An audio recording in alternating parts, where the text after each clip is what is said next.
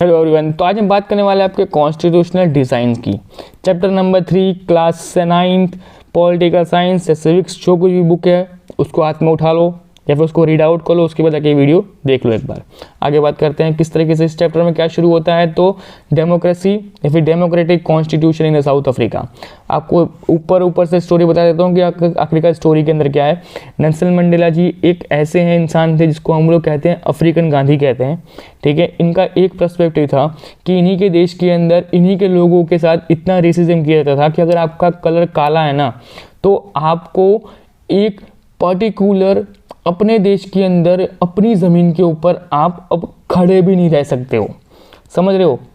इतना समझ लो कि जो इंसान का कलर अगर काला हो गया तो समझ लो उस देश के अंदर वो रहने के लायक नहीं, उनको ऐसे ट्रीट किया जा रहा था। समझ लो, जिसका कंट्री में बोलता हूँ आप अपने घर के अंदर रहते हो, आपने अपने घर के लिए पूरे पैसे दे दिए हैं, आपका घर सिर्फ 10,000 का है, ठीक है, और आप अपने उस 10,000 रुपये में मज़े कर रहे हो, ठीक है। और मैं आता हूँ और मैं आपको बोलूँ कि भाई तेरा रंग काला है, तू घर से बाहर निकल जा, तो ये वो चीज़ हो गई थी कि अफ्रीका के अंदर जो लोग रह रहे थे, ब्रिटिश लोग आए, उन्होंने अपनी स्टेबिलिटी वहाँ पे अपने मजबूत जड़ें अंदर ज़मीनों तक डाल दी, पूरे के पूरे देश के ऊपर कब्जा कर लिया, और कब्जा करने के बाद ब्लैकिश लोगों को अपने ही देश के अंदर गुलाम बना कर रखा। जिस तरीके से इंडिया गुलाम था इस तरीके से उनको भी गुलाम बना कर रखा था। बट नेल्सन मंडेला जी एक ऐसे इंसान थे जिसने इसका विरोध करना शुरू किया। उनको दिखा कि भाई किस तरीके से मेरे ही लोग इस चीज़ के अंदर घुसते जा रहे हैं, मतलब इस हद तक घुस चुके हैं कि उनको दिख ही नहीं पा रहा है, वो लोग समझ ही नहीं पा रहे, वो चुपचाप सहन किए जा रहे हैं।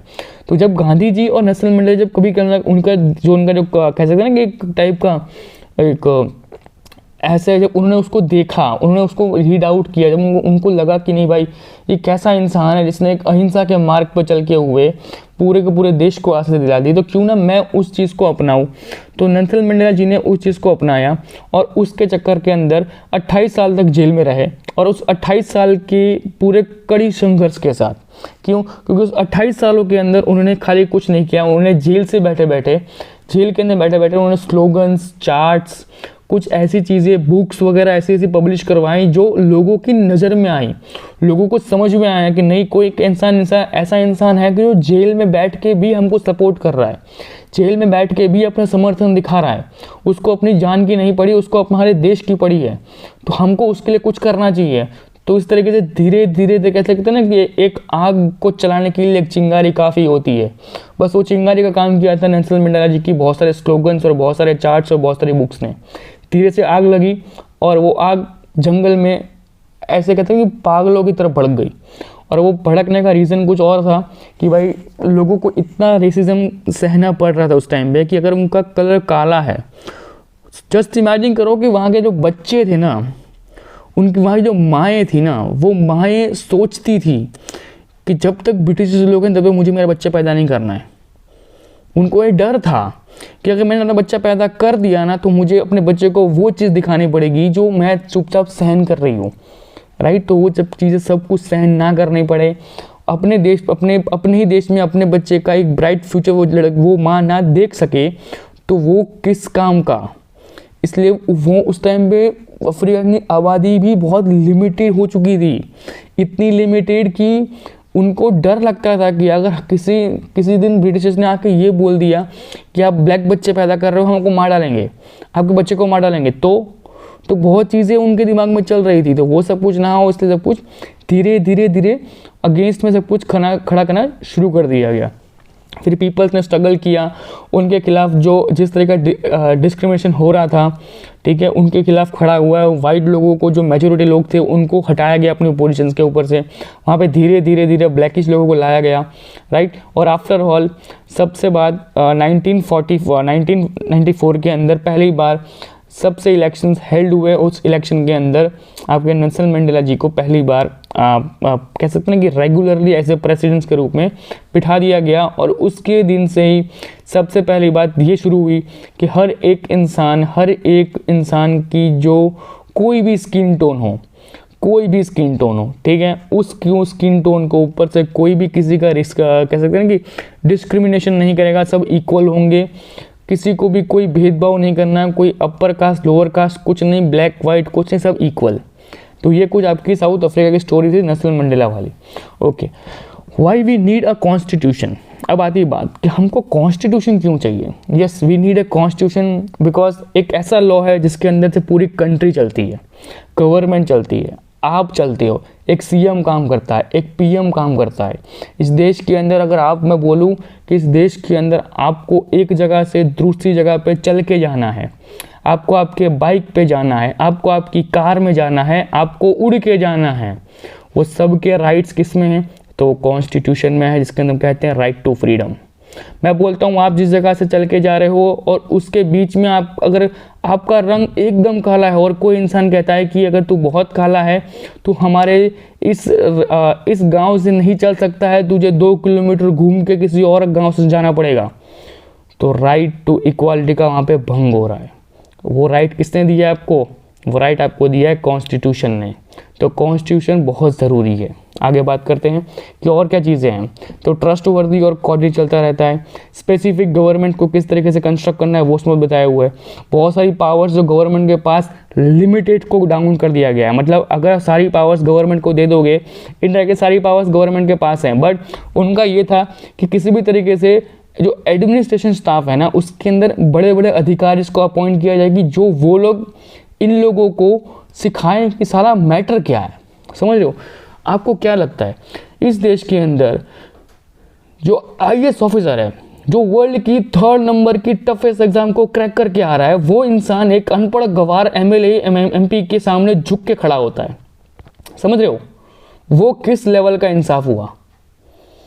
एक जस्ट इमेजिन करो कि एक आईपीएस इंसान, एक इंडियन पुलिस सर्विस में काम करने वाला एक आईपीएस एसपी दर्जे का इंसान, सुप्रिटेंडेंट ऑफ पुलिस उसको कहते हैं, साहब जी, सर जी, मानोगे नहीं, वो जिले का राजा होता है। वो जिस जगह काम करता है ना, उस पूरे जिले का वो राजा होता है, एसपी होता है। ठीक है? अगर हाँ उसके आसपास के जितने भी एसपी वगैरह हो ना हो, वो अलग चीज़ है। बट अगर वो आईपीएस है, मतलब अगर वो एसपी बन के किसी जगह पर जा रहा है ना, तो मतलब समझ लो कि उसकी कितनी पावर है। और उस एसपी को एक नाम पे झुकना पड़ता है। जब किसी मिनिस्ट्री का या किसी एमएलए का फालतू का फ़ोन आता है, बोलता है कि इसको छोड़ दे, ये मैटर जान, इसको जाने दे, चलाने दे, तो जस्ट इमेजिन करेंगे कि उस बच्चे पे या फिर उस एक सिविल सर्वेंट पे क्या बीतती होगी कि उसको एक ऐसे इंसान से इंस्ट्रक्शन लेने पड़ते हैं जिस इंसान वो को डिज़र्व नहीं करता है। क्योंकि किसी भी मंत्री को तुम उठा के बोल दो कि जाके एक बार यूपीएससी दे, वो ज़िंदगी भर वो मेहनत करेगा ना, फिर भी उसका वो उस यूपीएससी में प्रीलिम पास ना कर पाए बॉस। ये इस देश की दशा है। समझ रहे हो कि इस देश के अंदर के जवान को है ना, एक कुछ समझा नहीं जाता, उसके सामने मिनिस्टर को बहुत कुछ समझा जाता है। एक जवान जो सीमा पे खड़े होकर देश के लिए बलिदान दे सकता है, उसी जवान की वैल्यू अपने स्टेट के अंदर अपने सीएम के सामने कुछ नहीं है। क्यों? आपको तो वहाँ पे डिबेट्स करना पसंद है, आपको टीवी में जाके डिबेट्स करना पसंद, सब कुछ पसंद है, तो वहाँ पे क्यों पसंद नहीं है? अब आपको लग रहा होगा सर मैंने ये बातें क्यों बताई। ये बातें सारी बातें ना मैंने एक फैक्ट चैनल से देखी है। मेरे एक दोस्त का फैक्ट चैनल है, उस फैक्ट चैनल को जाके आप रिव्यू कर सकते हैं, उसको आप देख सकते हैं। मैं बोलूँगा उसको सब्सक्राइब कीजिए, क्योंकि बहुत सारे ऐसे इंटरेस्टिंग फैक्ट्स वीडियोस उसने अपने यूट्यूब चैनल पर डाले हुए हैं जो कि बहुत इंटरेस्टिंग है। मैं बोलूँगा please go and check out once in life, कि उसको एक बार चेकआउट करिए, आपको बहुत मज़ा आएगा। ओके, चलो बैक टू द टॉपिक कि और क्या क्या चीज़ें हैं। Okay, making of Indian constitution onward सब कुछ शुरू होता है 1958 के अंदर। 1957 में क्या हुआ था, आपका मंगल पांडे वाला रिप्लाई हुआ था। कौन सा? किसके अंदर उन लोगों ने कहा था कि हम लोग हमारे दांत से, हमारे मुंह से हम लोग गाय की चर्बी वाला या सूअर की चर्बी वाला हम लोग कारतूस को तोड़ेंगे नहीं, ना उससे हम गन चलाएंगे, हम कुछ नहीं करेंगे। उसके अगेंस्ट में एक रिलीजन के एक भेदभाव शुरू हुआ। कहते हैं कि देखो हमारे लिए गाय एक पवित्र माता है, और सूअर के लिए ये था कि अगर उन्होंने सूअर की चमड़ी को खा लिया तो वो उनका जो मुँह है ना वो अशुद्ध हो जाएगा। मुसलमान का ये मानना था, हिंदू का ये मानना था। तो मतलब उन्होंने दोनों के सेंटिमेंट्स को हर्ट कर दिया था यहाँ पे। तो अब जब दोनों के सेंटिमेंट्स को हर्ट कर दिया तो सिंपल सी बात है, रिप्लाई होना सिंपल सी बात है कि प्रोटेस्ट हो गया होगा। तो प्रोटेस्ट करना शुरू कर दिया लोगों ने, और उस प्रोटेस्ट के दरमियान में उनको समझ में आ चुका था कि भाई कि जो बहुत सारे ऐसे एक्ट इंडिया के अंदर आ रहे हैं जो इंडिया को सेटिस्फाई नहीं कर पा रहे हैं। मतलब एक समझ लो आपने एक साइमन कमीशन वाला आपने बहुत स्लोगन सुना होगा कि go Simon commission, go Simon, go back commission, go back Simon, go back Simon, go back, ये वाले स्लोगन। तो इस साइमन कमीशन में क्या था, सिंपल सी बात है कि साइमन कमीशन आया था, उस इंसान को ये चाहता था कि मैं अपने इंडिया को डेवलप करने के लिए लेके आया हूँ, बट इंडिया को डेवलप करने के लिए उस साइमन कमीशन के अंदर इंडियन पब्लिक ही नहीं है। मतलब मैं बोलूँ कि मुझे एक कार लेनी है, मेरा बजट 10 लाख रुपए है, और कोई इंसान आके बोलता है कि भाई ये ले कार, और मैं उसको पैसे दे दूँ, समझ लो। अब वो चाहे कार 1 लाख की हो, चाहे 1 करोड़ की हो। तो ये वो चीज़ थी कि मुझे ना वो कार देखनी है, ना मैं उसको कभी देखने वाला हूँ। हाँ, अगर वो पास होके आता है तब मैं उसको रीड करूँगा, तब मैं उस कार को देखने वाला हूँ कि हाँ भाई मेरे को जिसने वो कार दी है तो कौन सी कार है, समझ लो, इतना समझ लो। अब ये भी मत समझो, मैं बोलता हूँ आप पुराने ज़माने की कोई मैरिज को देख लो, आपके दादा जो थे ना उनकी मैरिज को याद करो।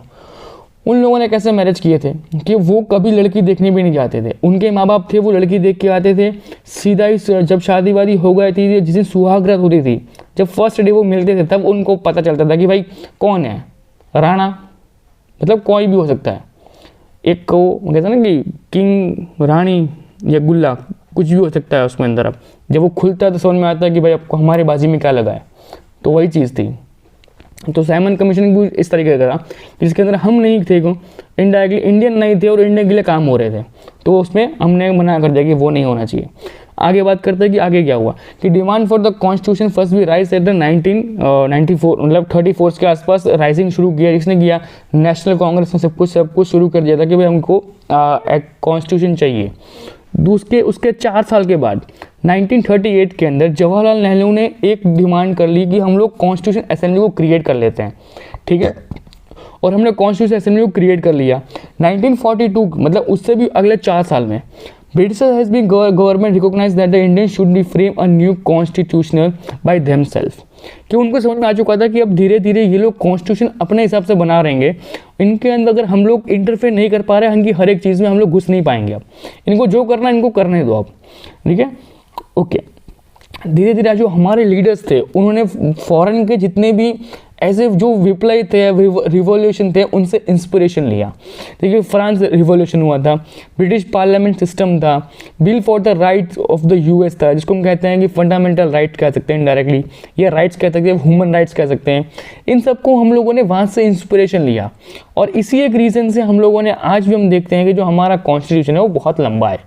मतलब इंडिया के अंदर या फिर करो वर्ल्ड लेवल पे सबसे लंबेस्ट कहते हैं कि लॉन्गेस्ट रिटन, याद रखना, longest hand written constitution in the world है, वो है इंडियन कॉन्स्टिट्यूशन। आगे बात करते हैं और चीज़ें क्या क्या इंपॉर्टेंट है। तो कॉन्स्टिट्यूशन असेंबली के बारे में बहुत चीज़ें आपको जाननी ज़रूरी है। पहली बात तो कि कॉन्स्टिट्यूशन असेंबली के अंदर सबसे पहले इलेक्शन वो भी हेल्ड हुए थे जुलाई 1946 के अंदर। B.R. अम्बेडकर जी वो आपके चेयरमैन थे ड्राफ्टिंग कम्युनिटी के। ड्राफ्टिंग कमेटी वो थी जो आपकी बहुत ज़्यादा सबसे मोस्ट इंपॉर्टेंट कम्युनिटी है। अब मैं ये जितनी भी कम्युनिटीज़ है ना, जितनी भी कम्युनिटी है, इसके अंदर आगे आपको फ्लैग कम्युनिटी आएगी, फिर आपको आएगी ST/SC कम्युनिटी, ये जितनी भी कम्युनिटी है ना, इन सब कम्युनिटी को मैं आपको डिटेल में पढ़ाने वाला हूँ। मतलब एक बार डिटेल्स में हमें एक एक कम्युनिटी को डिटेल्स में पढ़ने वाले हैं। वो जब हम कब पढ़ेंगे पता है, जब आपका 10th खत्म हो जाएगा। मतलब आपका स्टैंडर्ड 9 चल रहा है अभी, मैं स्टैंडर्ड 9 खत्म करने के बाद स्टैंडर्ड 10 शुरू करूँगा, और 10th खत्म होने के बाद हम डायरेक्ट शुरू करेंगे ड्राफ्ट कमिटीज़ के अंदर डिटेल्स में वीडियो। Clear, okay. आगे बात करते हैं कि हमने कॉन्स्टिट्यूशन को बना कब लिया। हमने कॉन्स्टिट्यूशन को अडॉप्ट कर लिया था 26 नवंबर 1949 को। क्लियर, हमने उसको वहाँ से शुरू कर दिया, हमको उसको बनाना शुरू कर दिया। उसके बीच के अंदर हमने वहाँ पे बहुत ज़्यादा मीटिंग्स वगैरह की। हमने 2 साल 11 महीने 18 दिन तक पूरा संघर्ष किया। हमने हर एक पॉइंट के ऊपर डिटेल डिस्कशन किया है। एक और चीज़ याद रखना कि हमारा कॉन्स्टिट्यूशन लंबा इसलिए था क्योंकि जितने भी कॉन्स्टिट्यूशन को लिखने वाले लोग थे वो सारे के सारे लॉयर्स थे। मतलब एक कह सकते हैं ना कि अगर सर्वे किया जाए तो 70 से 80% लोग वो आपके लॉयर्स थे। और वो जब आपको सिंपल सी बात है, लॉयर्स क्या करते हैं, वो अपनी दलील के साथ साथ अपनी हर एक बात को डिटेल्स में स्पेसिफाई करके लंबा खींचते हैं। तो कहीं ना कहीं आपको आज भी देखने को मिलेगा कि आपका जो कॉन्स्टिट्यूशन में हर एक चीज़ को एक कह सकते हैं एक लॉयर की लैंग्वेज के अंदर लिखा गया है, ठीक है, और बहुत लंबे फॉर्म में लिखा है और बहुत डिटेल्स में लिखा हुआ है। क्लियर। इसलिए हमको पता चलता है कि हमारा कॉन्स्टिट्यूशन कितना एक ना रिच हेरिटेज के रूप में है, कि हमको बहुत डिटेल्स में पता है जो हमारे को। ओके, आगे बात करते हैं कि हमने इसको जब अडॉप्ट कर लिया, जब हमने उसको अपना लिया, इसको हमने इफेक्ट में ला लिया 26 नवंबर 1950 के अंदर जब हमने इसको इफेक्ट में लाए, तो उसको हम सेलिब्रेट करते हैं एज ए रिपब्लिक स्टेट, या फिर रिपब्लिक कंट्री के हम उसको सेलिब्रेट करते हैं। आगे बात करते हैं कि जो आपका कॉन्स्टिट्यूशन रिफ्लेंट था, मतलब जितना भी आपको दिख रहा है ना, जो कॉन्स्टिट्यूशन असेंबली को हमने बनाया, उस असेंबली का इलेक्शन करवाया, BR अम्बेडकर जी बने, फिर हमने कॉन्स्टिट्यूशन के अंदर 26 नवंबर को हमने उसको अपनाया, फिर उसमें 2 साल 11 महीने 18 दिन काम किया, हमने इतना कुछ किया। तो ये सब क्या था, तो इसको हमने पहले नाम दिया गया इसको हमने कॉन्स्टिट्यूशन असेंबली को नाम दिया गया एज ए मिनी इंडिया। क्या बोला? Mini India. तो आपको क्वेश्चंस आ सकता है कि what is a mini India, तो आप कह सकते हो the constitution assembly was created on the 1946 that will be called as a mini India. आगे बात करते हैं कि और क्या क्या चीज़ें थी। मैंने बता चुका हूँ कि भाई लॉ और सब कुछ को, हर एक चीज़ को डिटेल में डिस्कस किया गया। और आपका हैंड रिटन था, देखो ये लिखा है longest hand written written constitution in the world. Okay, तो आज के लेक्चर में इतना ही, मिलते हैं नेक्स्ट लेक्चर में। तो आपको क्या करना है, चैनल को सब्सक्राइब करना है, लाइक करना है, लोगों तक शेयर करना है। मिलते हैं नेक्स्ट वीडियो में। Bye bye, take care.